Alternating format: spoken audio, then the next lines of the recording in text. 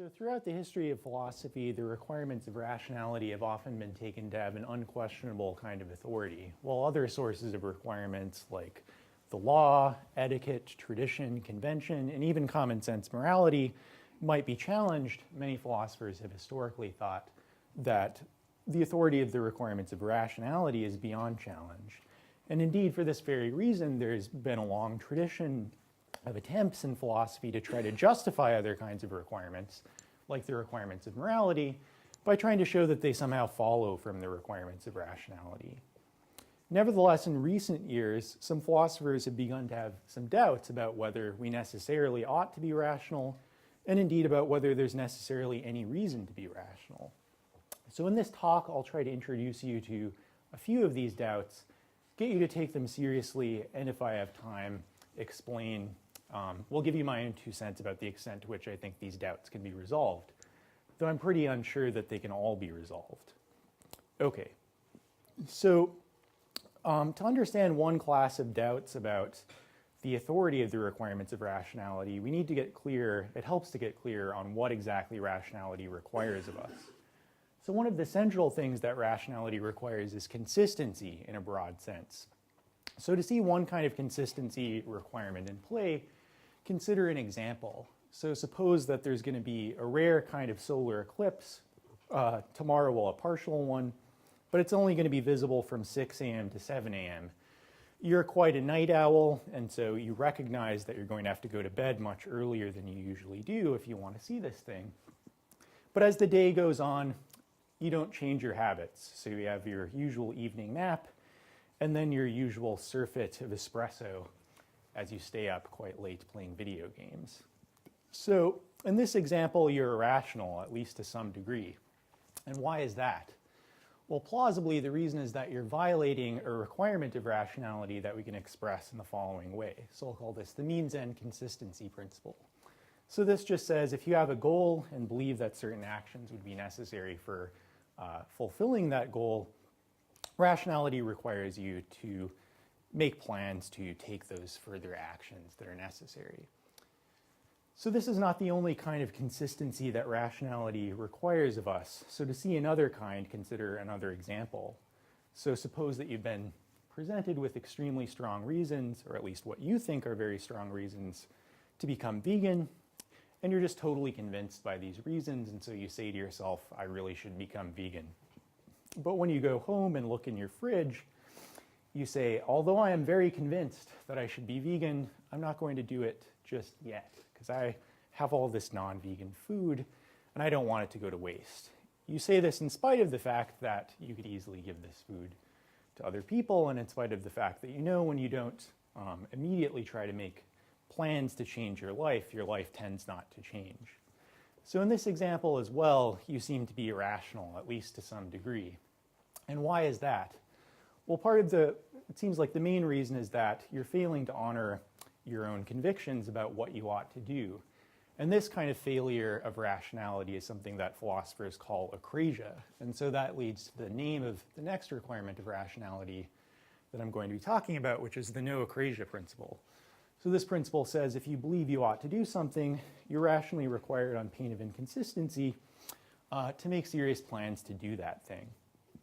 So requirements like the means-end consistency principle and the no acrasia principle are hallmarks of rationality.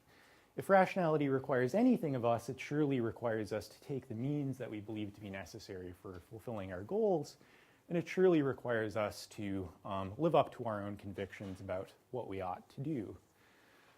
Nevertheless, once we see this, it's not difficult to see why one might have some worries about the authority of the requirements of rationality. So notice, rationality requires consistency, whatever our convictions and our goals might be. It's always a rational mistake to have some goal and to believe that certain acts would be necessary for fulfilling that goal, but to fail to feel pulled at all to take those means. And it's always a rational mistake to be totally convinced that you should do something, but just not feel pulled at all to try to do that thing.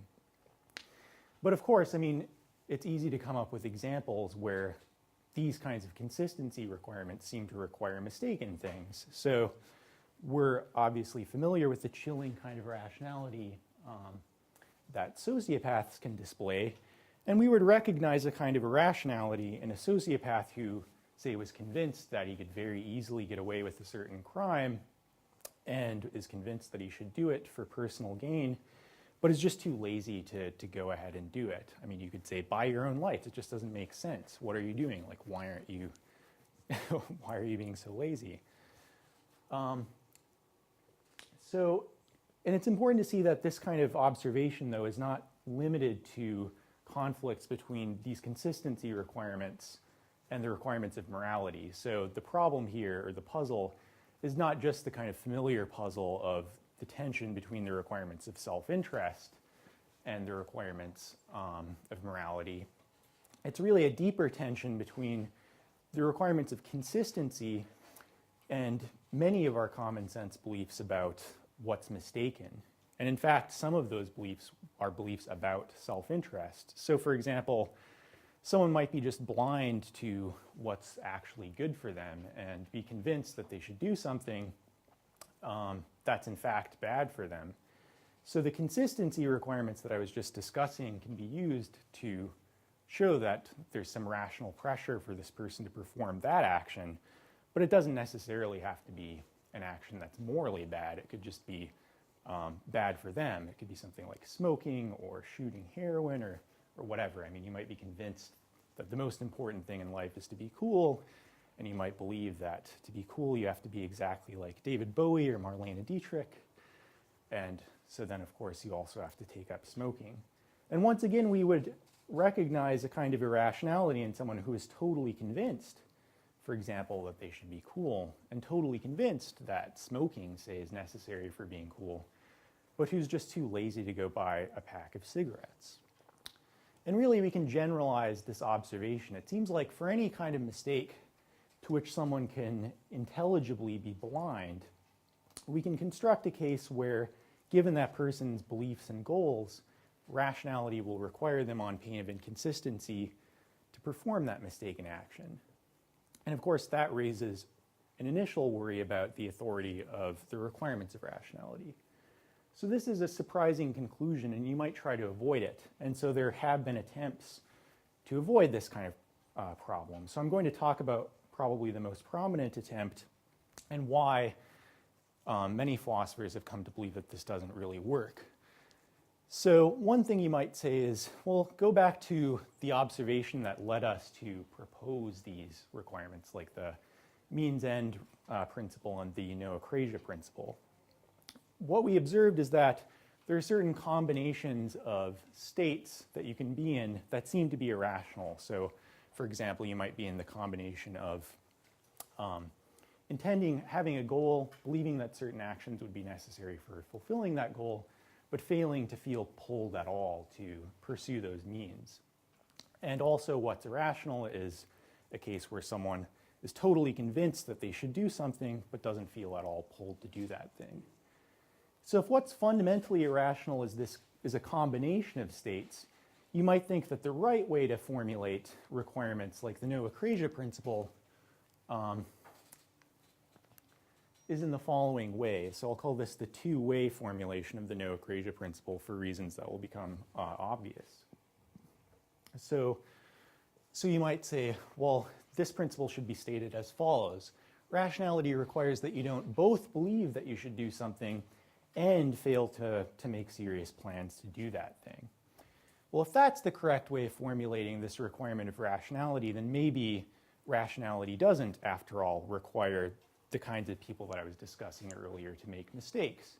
Because after all, there seem to be two ways that you could comply with this requirement. One way would be to go ahead with your conviction about what you ought to do, but the other way would just be to abandon your belief about what you ought to do. And so if this were a satisfactory way to capture what consistency requires, then maybe we could avoid this apparent conflict between the requirements of consistency and other kinds of requirements. But unfortunately, and this is really the major discovery of recent literature, this kind of proposal about how to capture the requirements of rationality is ultimately unsatisfying. So there are a couple of reasons why it's unsatisfying. So one reason is that there's an asymmetry in the requirements of rationality that this proposal can't capture. So one way to see this is to think about, return to one of our examples, so consider like the veganism example. Suppose that, once again, you're totally convinced that you should become vegan, but you find yourself failing to have the intention to become vegan. If in this kind of case, you just decided to drop your belief that you should become vegan just because you failed to have the intention to become vegan, we wouldn't really regard that as a rational transition of mind. It's a kind of self-deception to give up your beliefs about what you should do just because you don't find yourself with the intention to do that thing. And so it doesn't seem like the two-way proposal fully captures what rationality requires. According to that proposal, it would be equally fine for you to just give up your belief about what you ought to do as it would be to go through with the intention to do that thing. But really, the paradigm cases of abandoning your belief seem to be cases of irrationality. Giving up your beliefs about what you should do just because you don't intend anyway to do those things is not an example of rationality. So there are responses that you could have to that kind of objection to the two-way proposal, and you can talk to me about those if you'd like afterwards. But I'll talk about another reason, and I think this is even more pressing. And this is that if we combine the requirements of consistency with another very plausible requirement of rationality, we'll be able to run into the same problems that led to our skeptical conclusion about the authority of rationality. So notice that to change your mind rationally, you have to change it for some reason that strikes you as a good reason. You can't just drop your belief about what you ought to do for no reason. That's obviously irrational. And you also can't drop your belief about what you ought to do for a reason that doesn't strike you as compelling. If someone gave up their belief that they should be vegan, and we asked them, well, why did you do that? And they either gave us no reason or reasons that weren't reasons that convinced them, that would seem to be irrational. So it seems like there's a further requirement of rationality, which I'll capture with this apparent reason principle. And this says rationality requires that if you change your mind, you do so for reasons that strike you as good reasons. Well, the thing is that if we combine this plausible principle with the two-way principles that we were discussing earlier, we'll be able to come up with the same kind of conclusion. We'll be able to make it the case that rationality can require you to make virtually any kind of mistake. And the recipe for this is just to construct cases where someone believes that they should do something that is in fact mistaken, but where this person is sufficiently blind that they just couldn't see reasons that would strike them as good reasons to change their mind. So they'll be in a position where, of course, they could in principle drop their belief about what they ought to do, but they just couldn't do it for reasons that would strike them as good. And so they couldn't drop that belief in a rational way. And so it's very easy to construct cases that satisfy this description where the action, say, that the person thinks that they should do is in fact a mistaken action. And again, it could be a mistaken action of many different kinds. A morally mistaken one that's mistaken by the lights of prudence, or one that's mistaken legally, or one that's mistaken in other ways. And so it seems like even if you do opt for the two-way requirements as the right way of capturing what consistency requires, there's just going to be this other requirement that we can use in conjunction with those to yield the same kind of skeptical doubt about the authority of the requirements of rationality. And so I think the tentative conclusion that I made earlier stands, namely that for virtually any kind of mistake to which you can imagine someone being understandably blind, we can construct cases where rationality requires the person to make that mistake. How am I doing for time?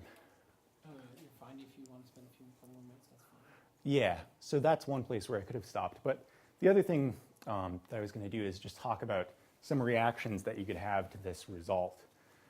So one reaction that you might have is to say that we set the bar too high from the beginning. So some philosophers say, well, there are just two different senses of the word ought. There's a subjective sense and an objective sense. So if someone believes that they should do something, well then in the subjective sense, it follows that they ought to do it. But of course in the objective sense, I mean, it doesn't follow at all. Of course, their belief might be mistaken. And so what these people might say is, well, the intuition that the requirements of rationality are authoritative is just the intuition that we ought subjectively to comply with the requirements of rationality. And if you make this move, then you can say, well, all that you've shown us is that it's not the case that we objectively ought to be rational, but we shouldn't have expected that we should objectively, that we objectively ought to be rational. But I think that this kind of response is unsatisfying. So for one thing, I just don't really see the difference between the subjective ought that these philosophers are positing and the ought of rationality. They just strike me as the same thing. Subjective ought just seems to be a technical way to describe the ought of rationality. But if that's true, then this proposal amounts to saying, well, you had this intuition that rationality is authoritative because in the rational sense of ought, you ought to be rational. But that's not a convincing explanation of the intuition of authority. I mean, suppose someone tried to convince you that they tried to explain the intuition that moral requirements are authoritative by saying, well, there's a sense in which you ought to be moral. And then we ask them, what sense is that? And they say it's the moral sense. Well, that's obviously not an explanation of the intuition that some people have that moral requirements are authoritative. You're not going to be able to explain that intuition with a tautology, namely the tautology, we ought morally to be moral. But this proposal just seems like an example of the same kind of mistake. It seems like someone saying, well, you ought rationally to be rational, and that's the end of the story. But that doesn't really capture the intuition we had. Rationality seems to matter to us, and this doesn't seem to be a satisfying explanation. Anyway, I had some other things that I was going to talk about, but that's like one of the main responses. If you're interested in other things that people say about this puzzle, feel free to talk with me afterwards, but I think it's a genuine puzzle. So. Okay.